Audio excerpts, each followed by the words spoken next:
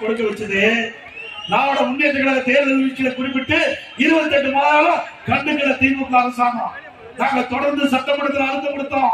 எங்களுடைய சட்டமன்ற தொடர்ந்து சட்டமன்றத்தில் பேசணும், பொதுக்கூட்டத்தில் பேசணும், அறிக்கை வெளியிட்டோம், பேட்டி கொடுத்தோம் தொலைக்காட்சி வாயிலாக. வேற வழி இல்லாம திராவிட முன்னேற்ற கழக தலைவர் இன்றைய முதலமைச்சர் ஸ்டாலின் அவர்கள் இந்த பெண்களுக்கு நம்முடைய மகளிருக்கு குடும்ப தலைவிக்கு 1000 ரூபாய் மாதந்தோறும் கொடுத்தாங்க. கொடுக்க வைத்தது அண்ணா திமுக கட்சி என்பதை நினைவு கொள்ள வேண்டும். இப்பொழுது 17 லட்சம் பேர் கொடுக்க அறிவிச்சிருக்காங்க. ஏன் மேல கொடுக்கல? அப்ப நிபந்தனை வச்சாங்க.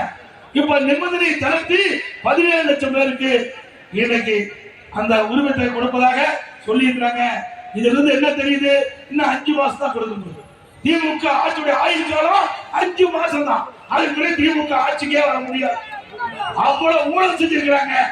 ஆக 55 மாத காலம் அந்த மக்களுக்கு கிடைக்கல. இப்ப நிபந்தனை தளர்த்தி கொடுக்கிறீங்களே 17 லட்சம் பேருக்கு, அப்பொழுது நிபந்தனை தளர்த்தி கொடுக்கப்பட்டிருந்தால் அவளுக்கு 32 மாதம், அவர்களுக்கும் மாதந்தோறும் 1000 ரூபாய் கிடைச்சிருக்கும். இந்த குடும்ப தலைவர்களுடைய கஷ்டத்தை பார்த்து கொடுக்கல. அடுத்த ஆண்டு நடைபெற்ற சட்டமன்ற பொது தேர்தலில் 17 லட்சம் பெண்களுடைய ஓட்டு தேவை. அதுக்காக இன்னைக்கு ஸ்டாலின் இந்த 17 லட்சம் குடும்ப தலைவிக்கு மாதந்தோறும் 1000 ரூபாய் அறிவித்திருக்கிறார்.